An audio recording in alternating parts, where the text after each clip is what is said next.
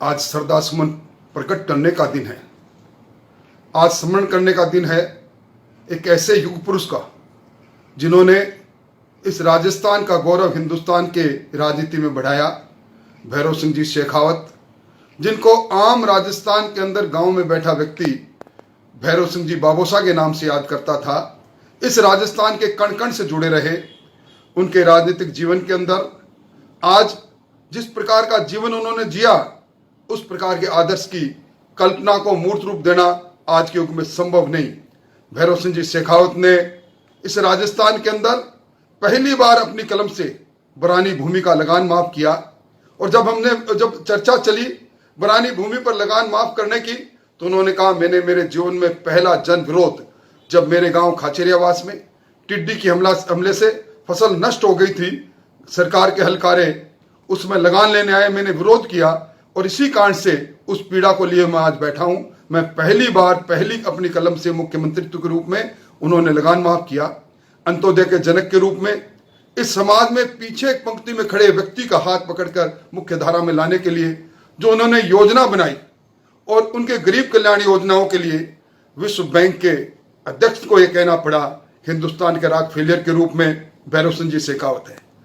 अंत्योदय के इस जनक ने राजस्थान के अंदर अपना गांव अपना काम योजना प्रारंभ की। राजस्थान में अनाज के साथ उन्होंने काम के बदले अनाज योजना को प्रारंभ किया।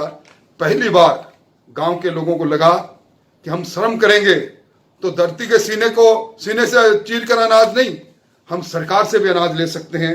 उस प्रकार की बहुत सी योजनाएं उनके नाम के साथ जुड़ी हुई है। राजस्थान में साक्षरता के लिए उन्होंने जो काम किया, अपने आप में अद्वितीय काम किया।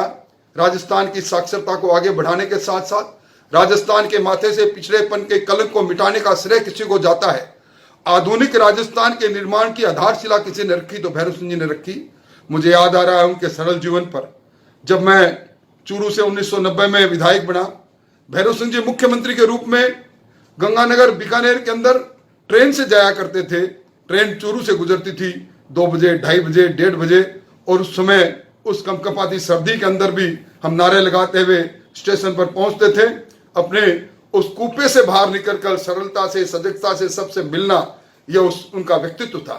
सुबह घड़ी की सुई 6 बजाती नहीं थी, भैरव सिंह जी के आवास पर चहल पहल प्रारंभ हो जाती थी।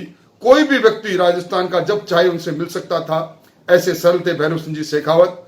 और उन्होंने राज्यसभा के सभापति के रूप में जो काम किया, आज हिंदुस्तान के संसदीय इतिहास के अंदर वो सुनहरे पन्नों में लिखा गया है। उन्होंने जिस प्रकार राज्यसभा का संचालन किया, और मैं समझता हूं कि अगर संसदीय प्रणाली को समझने का, परखने का किसी ने काम किया तो भैरव सिंह जी शेखावत ने किया। और उन्होंने अपने संसदीय जीवन में जो कुछ ज्ञान से प्राप्त किया, अनुभव से प्राप्त किया, हमेशा बांटते चले गए। हमारे जैसे कई लोगों को गढ़ते चले गए। ऐसे शिल्पीकार को मैं हृदय से सुमन प्रकट करता हूं श्रद्धांजलि के। और हम उनके जीवन जैसा अपना जीवन बना तो नहीं सकते, पर आज भी एक प्रेरणा स्रोत के रूप में भैरव सिंह जी का जीवन हमारे सामने, हमारी आंखों के सामने है।